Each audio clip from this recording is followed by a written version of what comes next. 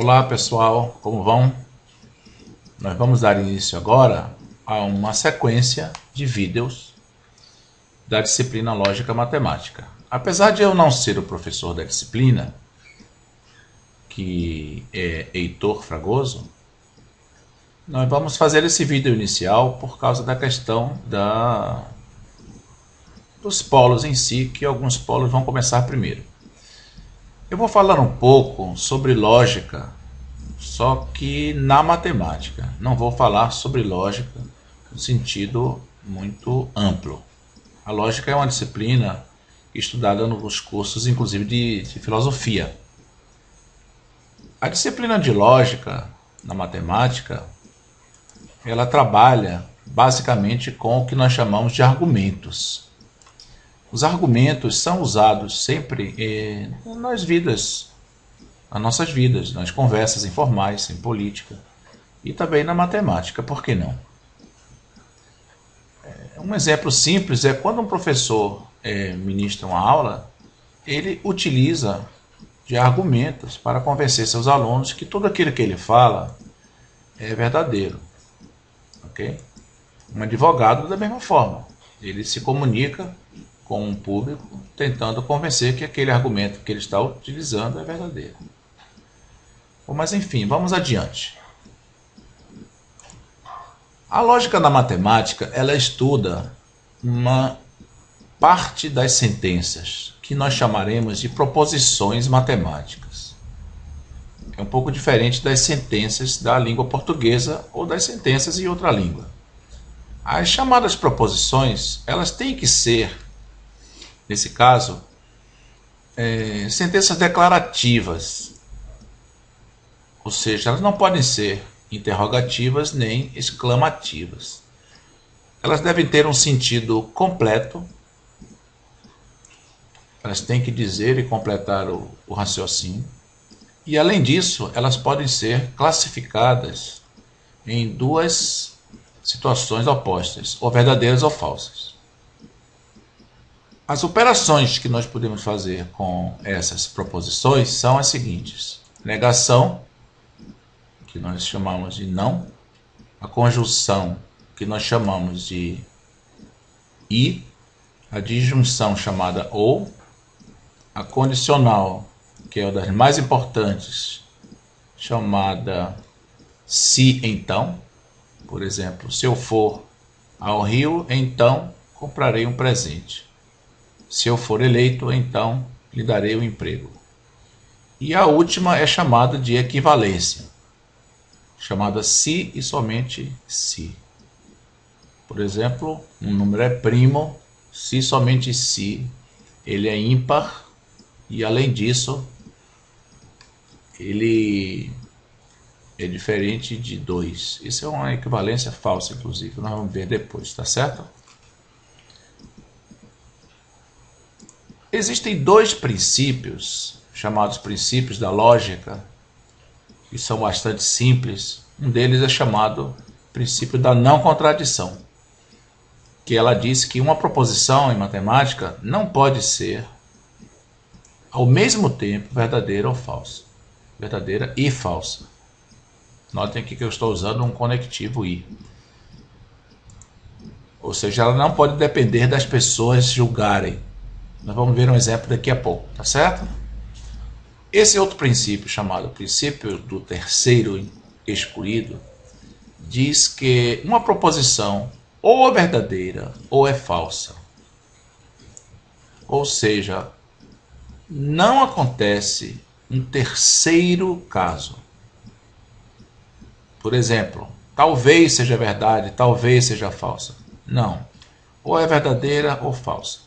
Esse tipo de lógica em matemática é chamada lógica bivalente. Ela só tem dois valores e não um terceiro. Na vida isso não acontece, né? A matemática estuda coisas mais canônicas, mais simples. Tá? Bom, vamos em frente com os princípios. Já vimos. Vamos ver uns exemplos do tipo 8 vezes 7 igual a 54.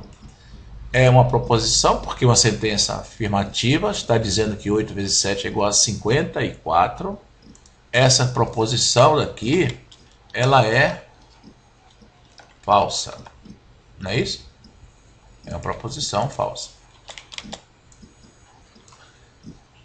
Todo quadrado é um retângulo, é uma proposição verdadeira. Nós, em geral, chamamos de f de falsa, sim, f. Colocamos f. Assim. Colocando, por exemplo, em vermelho, f. Nesse caso aqui, nós colocaríamos todo quadrado é um retângulo, colocaríamos v. Essa outra frase, chamada matemática é fácil, como vocês estão vendo, ela não é um consenso. Para mim, ela é verdadeira. Para outras pessoas, não é verdadeira. Então, aquilo que eu disse antes. Uma proposição não pode depender das pessoas. Matemática é fácil, não pode ser classificada em verdadeira ou falsa. É fácil, falsa para algumas e é verdadeira para outras. Logo, isso não é uma proposição matemática. Por exemplo, hoje é sábado. Se eu colocasse hoje é terça-feira, eu estou gravando esse vídeo numa segunda. Hoje é segunda-feira. Essa proposição é falsa porque hoje não é terça-feira, mas amanhã seria verdadeira. Então, como vocês estão vendo, essa sentença é uma frase, está declarando, dizendo que hoje é terça-feira. É falsa hoje e verdadeira amanhã. Consequentemente, não deve ser considerada uma proposição. Uma outra frase que não pode ser considerada uma proposição é: professor Armando Peixoto, coordenador do nosso curso, é alto. A questão de altura, ser ou não alto, ser ou não baixo, ser ou não rico, são coisas muito relativas. Então, alto para alguns, não alto para outros. Então, mais uma vez, isso daqui não deve ser considerado uma proposição. É uma sentença interessante, mas não é uma proposição matemática. 12 menor ou igual que 15. É uma sentença? É. Está dizendo alguma coisa? Sim. Está com sentido completo? Sim. E ela é verdadeira, porque 12 é menor que 15. Menor ou igual. Passando agora para os conectivos da lógica, nós temos o conectivo I, que simbolizamos dessa forma, conectivo OU, o se então. Por exemplo, se um número é primo e diferente de 2, então ele é ímpar. Se o número é primo e é diferente de 2, então ele é ímpar. Se um triângulo é retângulo, então o quadrado da hipotenusa é igual à soma dos quadrados dos catetos. Existe essa outra se somente se, e existe a negação. Eu vou apresentar rapidamente as duas tabelas verdade, chamadas tabelas verdades da lógica. A tabela verdade do conectivo I é a seguinte: se eu falo uma verdade e outra verdade, isso significa verdade. Se eu falo uma verdade e alguma coisa falsa, isso é falso. Da mesma forma, falso com verdade é falso, e falso com falso, claro, falso. Como vocês estão vendo, o conectivo I é muito exigente. Se você diz vou à praia e ao cinema, você só fala a verdade quando fizer as duas coisas. Mas se você disser vou à praia ou ao cinema, você pode ir à praia e não ir ao cinema. Mesmo assim você falou a verdade. É claro, se você disser vou à praia ou não vou ao cinema, é claro, e se não for os dois, isso resulta em falso. Então, os conectivos da lógica são simplesmente coisas naturais que a gente tem que entender de uma forma razoável e não decorar. Agora, a condicional ela tem um pequeno problema, que é o seguinte: esse conectivo se então, ele só é falso quando o primeiro é verdadeiro e o segundo é falso. É uma coisa um pouco estranha. Por exemplo, Se eu falo algo falso e o outro é verdadeiro, o valor lógico do terceiro é verdadeiro, da proposição como um todo. E ambas falsas dá um valor lógico também verdadeiro. Somente nesse caso VF é que nós temos F. Deixa eu dar um exemplo simples. Se eu for eleito, então lhe darei um emprego, ok? Quando é que uma pessoa que diz isso, se eu for eleito, então lhe darei um emprego, ele está mentindo?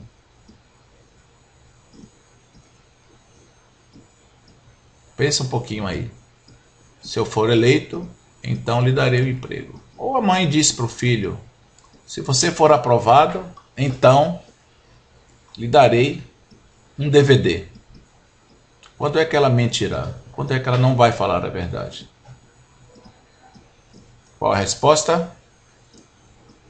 O rapaz que disse, se eu for eleito, então lhe darei um emprego, ele só vai mentir quando ele foi eleito e não deu o emprego. Ou seja, ele falou a verdade primeiro, foi eleito, mas não cumpriu a promessa. Prometeu e não cumpriu. A mãe disse, se você passar de ano, então lhe darei um DVD. O camarada, o filho dela, passou e não ganhou o DVD. Consequentemente, ela falou uma coisa falsa. Agora, se o indivíduo não foi eleito, ele pode dar ou não o emprego. De qualquer forma, o compromisso dele não existe mais. Se ele não foi eleito, deu ou não o emprego, de qualquer forma, a lógica diz que ele não mentiu. Se ele não mentiu, o valor lógico é verdadeiro. Por isso que FV é V e FF é V. Tá bom, pessoal? Vamos parar por aqui. Espero que essa microaula tenha servido e até mais. Tá certo?